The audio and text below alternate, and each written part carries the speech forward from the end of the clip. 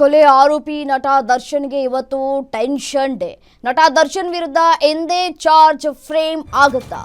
ಎಂದೇ Darshan and gang ವಿರುದ್ಧ ದೋಷಾರೋಪ ನಿಗದಿ.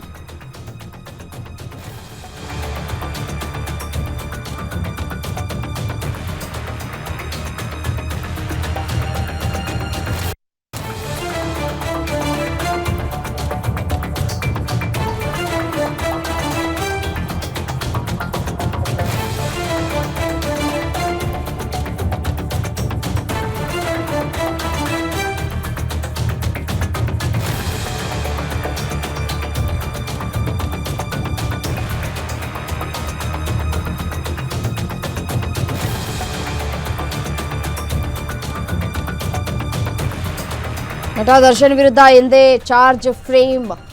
ಎಂದೇ ದರ್ಶನ್ ಅಂಡ್ ಗ್ಯಾಂಗ್ ವಿರುದ್ಧ ದೋಷಾರೋಪ ನಿಗದಿಯಾಗುತ್ತೆ. ಚಾರ್ಜ್ ಶೀಟ್ ಆಧರಿಸಿ ನಡೆಯಲಿದೆ ವಿಚಾರಣೆ. ಖುದ್ದು ಕೋರ್ಟ್ಗೆ ಹಾಜರಾಗಲಿರುವಂತಹ ನಟ ದರ್ಶನ್ ಫುಲ್ ಟೆನ್ಷನ್ನಲ್ಲೇ ಕೋರ್ಟ್ಗೆ ಬರಲಿರುವಂತಹ ದಾಸ. ಆರೋಪಿಗಳನ್ನ ಕೋರ್ಟ್ಗೆ ಕರೆ ತರಲಿಕ್ಕಿದ್ದಾರೆ ಜೈಲಾಧಿಕಾರಿಗಳು. ಬಿಗಿ ಭದ್ರತೆಯಲ್ಲಿ ಸೆಷನ್ಸ್ ಕೋರ್ಟ್ಗೆ ದರ್ಶನ್ ಅಂಡ್ ಗ್ಯಾಂಗ್. ಕೋರ್ಟ್ನಲ್ಲಿ ನಡೆಯುತ್ತೆ ತನಿಖಾ ದಾಖಲೆ, ಸಾಕ್ಷ್ಯಗಳ ಪರಿಶೀಲನೆ. ಆರೋಪವನ್ನ ಮುಂದುವರಿಸುವ ಬಗ್ಗೆ ನಿರ್ಧಾರ ಹೊರಬೀಳಲಿಕ್ಕಿದೆ. ಚಾರ್ಜ್ ಫ್ರೇಮ್ ಪ್ರಕ್ರಿಯೆ ಹಾಕಿದ್ರೆ ಯಾವ ರೀತಿಯಾಗಿರುತ್ತೆ ನೋಡಿ. ಕೋರ್ಟ್ನಲ್ಲಿ ದಾಖಲೆ ಪರಿಶೀಲನೆಗಳು ಕೂಡ ಆಗುತ್ತೆ. ಪೊಲೀಸ್ ವರದಿ, ಸಾಕ್ಷ್ಯ ಪತ್ರಗಳು, ಹೇಳಿಕೆಗಳ ಪರಿಶೀಲನೆ ಆಗುತ್ತೆ.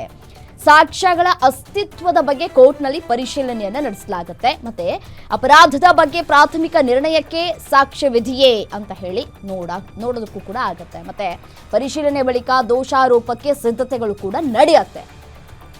ಸಾಕ್ಷ್ಯಗಳ ಆಧಾರದ ಮೇರೆಗೆ ಆರೋಪಿ ವಿರುದ್ಧ ಆರೋಪ ನಿಗದಿಯಾಗುತ್ತೆ. ಯಾವ ವಿಭಾಗದ ಅಡಿಯಲ್ಲಿ ಆರೋಪ ನಿಗದಿಪಡಿಸಬೇಕು ಅಂತ ಹೇಳಿ ತೀರ್ಮಾನವನ್ನ ಕೈಗೊಳ್ಳಲಾಗುತ್ತೆ. ಕೊನೆಗೆ ಆರೋಪಿ ಮುಂದೆ ಆರೋಪವನ್ನ ಓದಿ ಕಳುಹಿಸಲಾಗುತ್ತೆ. ಇವತ್ತು ದರ್ಶನ್ಗೆ ಬಿಗ್ ಡೇ. ಈಗಾಗಲೇ ಎಲ್ಲರೂ 7 ಜನ ಆರೋಪಿಗಳ ಬೇಲ್ ಕ್ಯಾನ್ಸಲ್ ಆಗಿ ಪರಪ್ಪನ ಅಗ್ರಹಾರ ಜೈಲಿನಲ್ಲಿದ್ದಾರೆ. ಖುದ್ದು ಇವರೆಲ್ಲರನ್ನೂ ಕೂಡ ಇವತ್ತು ಹಾಜರುಪಡಿಸಬೇಕು ಅಂತ ಹೇಳಿ ಕೋರ್ಟ್ ಹೇಳಿದೆ. ಈ 17 ಆರೋಪಿಗಳು ಏನಿದ್ದಾರೆ ಅವರೆಲ್ಲರೂ ಕೂಡ ಇವತ್ತು ಖುದ್ದು ಹಾಜರಾಗಲೇಬೇಕು ಕಡ್ಡಾಯವಾಗಿ ಅಂತ ಕೂಡ ಕೋರ್ಟ್ ಹೇಳಿದೆ.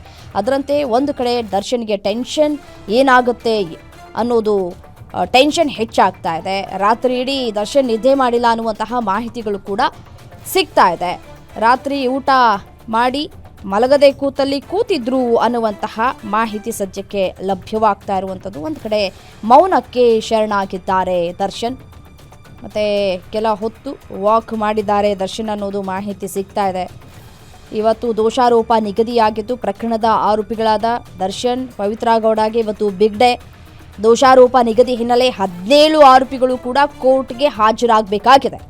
ದರ್ಶನ್ ಮತ್ತು ಪವಿತ್ರ ಗೌಡ ಸೇರಿದಂತೆ 6 ಮಂದಿಯನ್ನ ಜೈಲು ಅಧಿಕಾರಿಗಳು ಬಿಗಿ ಬಂದೋಬಸ್ತ್ನಲ್ಲಿ ಪರಪ್ಪನ ಅಗ್ರಹಾರ ಜೈಲಿನಿಂದ ಕರೆತರಲಿಕ್ಕಿದ್ದಾರೆ.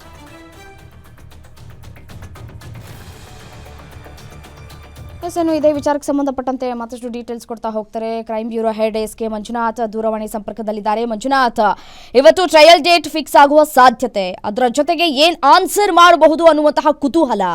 ಎಷ್ಟು ಗಂಟೆಗೆ ವಿಚಾರಣೆ ಆರಂಭ ಆಗತ್ತೆ? ಇವತ್ತು ಎಲ್ಲರೂ ಕೂಡ ಕೋರ್ಟ್ಗೆ ಹಾಜರಾಗಬೇಕಾ ಅಥವಾ ವಿಡಿಯೋ ಕಾಲ್ ಮುಖಾಂತರ ಹಾಜರಾಗಬಹುದಾ?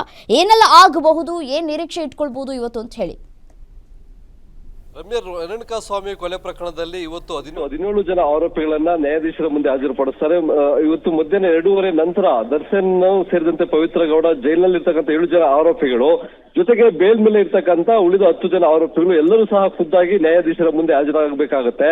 ಹಾಜರಾದಂತ ಆರೋಪಿಗಳಿಗೆ ಏನು ದೋಷಾರೋಪ ನಿಗದಿ ಚಾರ್ಜ್ ಫ್ರೇಮ್ ಮಾಡೋದಕ್ಕೆ ಸಂಬಂಧಪಟ್ಟಾಗೆ ಅವರ ವಿರುದ್ಧ ಯಾವ ಆರೋಪಗಳನ್ನೆಲ್ಲ ಮಾಡಿದ್ದಾರೆ ಆ ಆರೋಪಗಳಿಗೆ ಸಂಬಂಧಪಟ್ಟಂತೆ ಏನ್ BNS ಅಡಿಯಲ್ಲಿ ಹಾಕಿರ್ತಕ್ಕಂಥ ಸೆಕ್ಷನ್ ಇರ್ಬೋದು. ಈ ಘಟನೆ ನಡೆದಾಗ ಇದು ಜೂನ್ 9ನೇ ತಾರೀಕು ನಡೀತು 2024. ಆಗ ಇನ್ನು IPC ಸೆಕ್ಷನ್ ಜಾರಿಯಲ್ಲಿತ್ತು, BNS ಕಾಯ್ದೆ ಜಾರಿ ಆಗಿರ್ಲಿಲ್ಲ. ಹಾಗಾಗಿ ಇದು IPC ಕಾಯ್ದೆ ಅಡಿಯಲ್ಲಿ 103 ಅಂದ್ರೆ 302 ಕೊಲೆ ಪ್ರಕರಣ ದಾಖಲಾಗಿದೆ. ಆ ಸಂಬಂಧಪಟ್ಟಂತೆ ಅವರ ವಿರುದ್ಧ ಯಾವ್ಯಾವ ಸೆಕ್ಷನ್ಗಳನ್ನ ಹಾಕಿದ್ದಾರೆ, ಕೊಲೆ, ಕಿಡ್ನಾಪ್ ಜೊತೆಗೆ ಸಾಕ್ಷಿ ನಾಶ, ಇವೆಲ್ಲ ಸಂಬಂಧಪಟ್ಟ ಹಾಗೆ ಆರೋಪಿಗಳ ಒಬ್ಬೊಬ್ಬರನ್ನೇ ಕರೆದು ಅವರ ಮೇಲೆ ಇರ್ತಕ್ಕಂಥ ದೋಷವನ್ನ ಅಲ್ಲಿ ನ್ಯಾಯಾಧೀಶ ಓದಿ ಹೇಳ್ತಾರೆ. ಆ ವಿಚಾರಕ್ಕೆ ಸಂಬಂಧಪಟ್ಟ ಹಾಗೆ ಆರೋಪಿಗಳು ತಪ್ಪನ್ನ ಒಪ್ಕೊಂಡ್ರೆ ಇವತ್ತೇ ಅವ್ರಿಗೆ ಶಿಕ್ಷೆಯನ್ನ ಪ್ರಕಟಣೆ ಮಾಡುವಂತ ಸಾಧ್ಯತೆ ಇದೆ.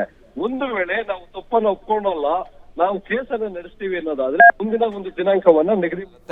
ಹಾಗಾಗಿ ಇವತ್ತು ಏನು ಚಾರ್ಜ್ ಫ್ರೇಮ್ ಪ್ರೋಸೆಸ್ ನಡೀತಕ್ಕಂಥದ್ದು, ಇಲ್ಲಿ ಮೊದಲಿಗೆ ವರದಿಯನ್ನ ನೋಡ್ತಾರೆ ನ್ಯಾಯಾಧೀಶರು. ಪೊಲೀಸರು ಈ ಪ್ರಕರಣವನ್ನ ಭೇದಿಸಿದಾಗ ಆರೋಪಿಗಳು ಮುಚ್ಚಿಟ್ಟಿದ್ದಂಥದ್ದು ಇರ್ಬೋದು ಅಥವಾ ಕೊಲೆ ಮಾಡಿದಿರ್ಬೋದು, ಟೆಕ್ನಿಕಲ್ ಎವಿಡೆನ್ಸ್ ಅನ್ನ ಕಲೆಕ್ಟ್ ಮಾಡಿದ್ದಾರೆ. ಆ ಇಡೀ ಒಂದು ಇಲ್ಲಿ ಹೇಳೋದಾದ್ರೆ ಸುಮಾರು 3000ಕ್ಕೂ ಹೆಚ್ಚು ಪುಟಗಳಿರ್ತಕ್ಕಂಥ ದೋಷಾರೋಪ ಪಟ್ಟಿ, ಅದು ಚಾರ್ಜ್ ಶೀಟು. ಅದರಲ್ಲಿ ಕೆಲವೊಂದು ಅಂಶಗಳನ್ನ ಮಾತ್ರ ಇವತ್ತು ಆಯ್ಕೆ ಮಾಡ್ಕೊಳ್ತಾರೆ. ಅದು ಸೆಕ್ಷನ್ಸ್ ಇರ್ಬೋದು, ಅವ್ರ ಮೇಲೆ ಇರ್ತಕ್ಕಂಥ ಆರೋಪ, ಕಿಡ್ನಾಪು, ಕೊಲೆ ಮಾಡೋ ಉದ್ದೇಶಕ್ಕಾಗಿಯೇ ಕಿಡ್ನಾಪ್ ಮಾಡಿರ್ತಕ್ಕಂಥ ಈ ಆರೋಪಗಳನ್ನ ಓದಿ ಹೇಳಲಾಗುತ್ತೆ. ನಂತರ ಆ ತಪ್ಪನ್ನು ಒಪ್ಕೊಳ್ಳೋದಾದ್ರೆ ಅವರಿಗೆ ಇವತ್ತು ಶಿಕ್ಷೆ ಪ್ರಮಾಣವನ್ನ ಇದು ಮಾಡ್ತಾರೆ. ಆದರೆ ಇವತ್ತು ಅವರು ತಪ್ಪನ್ನು ಒಪ್ಕೊಳ್ಳೋದಕ್ಕೆ ಅವಕಾಶ ಇಲ್ಲ. ಯಾಕಂತಂದ್ರೆ ಕಳೆದ ಬಾರಿ ವಿಚಾರಣೆ ನಡೆದಾಗ ವಕೀಲರು ಒಂದು ಮನವಿ ಮಾಡಿದ್ರು, ಜೈಲಿನಲ್ಲಿರ್ತಕ್ಕಂಥ ದರ್ಶನ್ಗೆ ಯಾವುದೇ ರೀತಿಯಾದಂತಹ ಸಲಹೆಗಳನ್ನ ಕೊಟ್ಟಿಲ್ಲ. ಅವರು ಮೊದಲನೇ ಬಾರಿ ಈ ರೀತಿಯಾದಂತಹ ಅಪರಾಧ ಕೃತ್ಯದಲ್ಲಿ ಭಾಗಿಯಾಗಿದ್ದಾರೆ. ತಮ್ಮ ತಪ್ಪನ್ನ ಒಪ್ಕೊಂಡ್ರೆ ಅವತ್ತೇ ಕನ್ವಿಕ್ಷನ್ ಆಗುವಂತಹ ಸಾಧ್ಯತೆ ಇರುತ್ತೆ. ಹಾಗಾಗಿ ಕೆಲವೊಂದು ಸಲಹೆ ಸೂಚನೆಗಳನ್ನ ಕೊಡುತ್ತೇವೆ ಅಂತಕ್ಕಂಥ ಒಂದು ಮನವಿಯನ್ನ ಮಾಡಿದ್ರು. ಶನಿವಾರ ವಕೀಲರು ಭೇಟಿ ಮಾಡಿ 7 ಜನ ಆರೋಪಿಗಳು, ದರ್ಶನ್ ಪರ ವಕೀಲರು, ಪವಿತ್ರ ಗೌಡ ಪರ ವಕೀಲರು ಸೇರಿದಂತೆ 7 ಜನ ವಕೀಲರು ಭೇಟಿ ಕೊಟ್ಟು ಅವರಿಗೆ ಕೆಲವೊಂದು ಸಲಹೆ ಸೂಚನೆಗಳನ್ನ ಕೊಟ್ಟಿದ್ದಾರೆ. ಈಗ ಮತ್ತೊಂದು ಕಡೆ ಏನು ನ್ಯಾಯಾಲಯಕ್ಕೆ ಆರೋಪಿಗಳನ್ನ ಕರೆತರೋದಕ್ಕೆ ಜೈಲು ಅಧಿಕಾರಿಗಳು ಬೇಕಾದಂತ ಎಲ್ಲಾ ಸಿದ್ಧತೆಗಳನ್ನ ಮಾಡ್ಕೊಳ್ತಾ ಇದ್ದಾರೆ. ಮಾಹಿತಿಯ ಪ್ರಕಾರ ಏನು ಈಗ ಬೆಳಗಿನ ಒಂದು ಸೆಷನ್ 11:15ಗೆ ನಡಿಬೇಕಾಗಿತ್ತು. ಆದರೆ ಆರೋಪಿಗಳನ್ನ ಪರಪ್ಪನ ಅಗ್ರಹಾರ ಜೈಲಿನಿಂದ ನ್ಯಾಯಾಲಯಕ್ಕೆ ಸಿಟಿ ಸಿವಿಲ್ ಕೋರ್ಟ್ಗೆ ಕರ್ಕೊಂಬರೋದಕ್ಕೆ ಬೇಕಾದಂಥ ಬಿಗಿ ಪೊಲೀಸ್ ಬಂದೋಬಸ್ತ್ ಇರ್ಬೋದು, ಅಥವಾ ಈ ಚಾರ್ಜ್ ಫ್ರೇಮ್ ಮಾಡೋದಕ್ಕೆ ಕೆಲವೊಂದಷ್ಟು ಕಾಲಾವಕಾಶ ಹೆಚ್ಚಾಗಿ ತೆಗೆದುಕೊಂಡ ಹಿನ್ನೆಲೆಯಲ್ಲಿ ಮಧ್ಯಾಹ್ನದ ನಂತರ ಏನು ಕೋರ್ಟ್ ಕಲಾಪ ನಡೆಯುತ್ತೆ ಆ ಸಂದರ್ಭದಲ್ಲಿ ಆರೋಪಿಗಳ ವಿರುದ್ಧ ದೋಷಾರೋಪ ನಿಗದಿ ಮಾಡಲಾಗುತ್ತೆ. ರಮ್ಯಾ, ಥ್ಯಾಂಕ್ ಯು ತಮ್ಮ ಮಾಹಿತಿಗೆ.